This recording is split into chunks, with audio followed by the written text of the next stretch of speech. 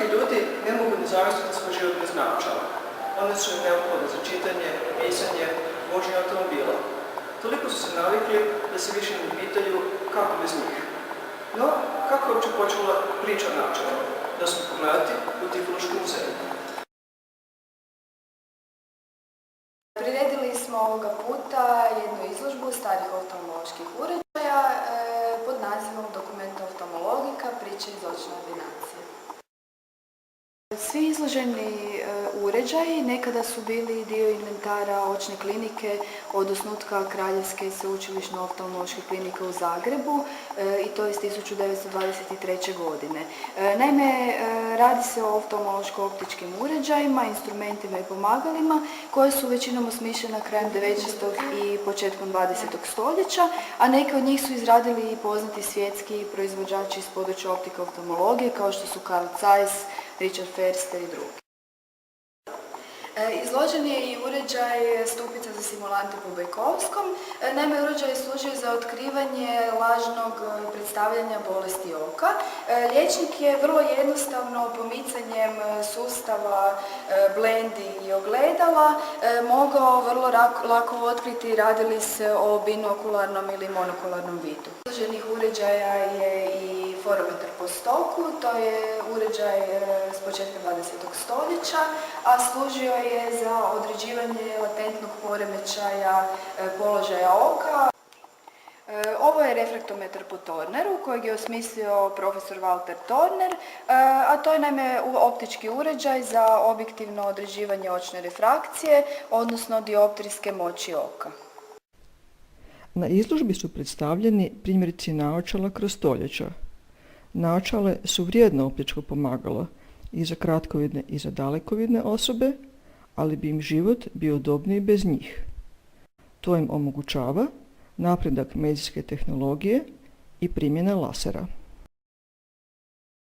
Kod najčešće primjenjivane LASIK metode, prvo se posebnim instrumentom, mikrokeratomom, podiže površinski sloj epitela. Zatim se laserskom zrakom djeluje na rožnicu kako bi se formirala odgovarajuća zakrivljenost i postigao pravilan vid. Ukoliko niste odgovarajući kandidat za operaciju ili se bojite laserskog noža, možete pokušati prirodnu metodu liječenja koju je utemeljio dr. William Bates početkom prošlog stoljeća. S, M, K, H, M, C. Dakle, imamo 4 ravna i 2 kosa mišića. One okružuju oko i oni pomiču oko u svim smjerovima, gore, dolje, lijevo, desno. A također, oni pomiču oko i naprijed, nazad. Sad, što se događa kada je čovjek kratkovidan? Ti ravni mišići se stisnu i kako se one stisnu, on izduže točnu jabučicu i ta točna jabučica je izdužena poput jajeta. Zbog toga što je ona izdužena poput jajeta, stalno izdužena, taj čovjek vidi oštro predmete blizu, ali ne vidi oštro predmete daleko. Zašto? Jer je izdužena poput jajeta. Kada mi radimo vježbe, onda napravimo vježbe takve da prvo mi sve te mišiće resetiramo, možemo kazati jednim kompjuterskim riječima, resetiramo ih na način da oni zapravo svi se dobro stisnu i nakon toga se jako svi dobro opuste. I nakon toga sada blokiramo jedno oko. Imamo blokirajuću leđu. Blokirajuća leđa ovisi o tome da li je čovjek dalekovidan ili je kratkovidan.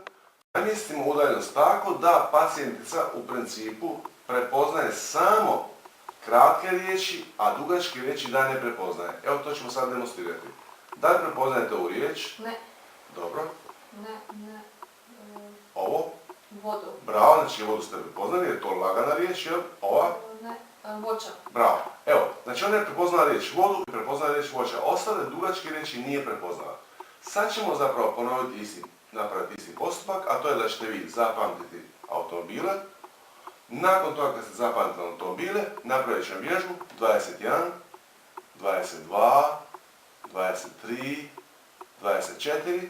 Sad dok su tako zato noći i zamišljate automobile pola minuta.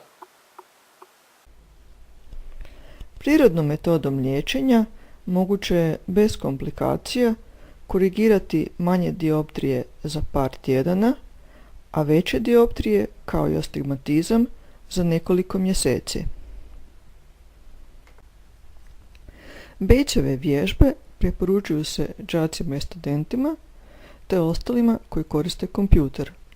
Dovoljno je svega nekoliko minuta, a možete ih pokušati i sami. Bilo da je riječ o prirodnim metodama liječenja ili modernim laserskim tehnikama, izbor je na vama. Sa ili bez naočala.